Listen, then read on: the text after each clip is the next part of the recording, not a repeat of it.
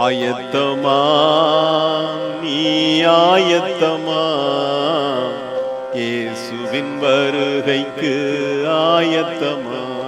பூமியே ஆயத்தமா குழுவின் ஸ்தோத்திர பலிகள். என்னை உயிரோடு காத்தீரே, உமக்கு ஸ்தோத்திரம். நீர் என்னை குணமாக்கினீர், உமக்கு ஸ்தோத்திரம். என் தகப்பனும் என் தாயும் கைவிட்டாலும் என்னை சேர்த்து கொள்ளுகிற கர்த்தாவே, உமக்கு ஸ்தோத்திரம்.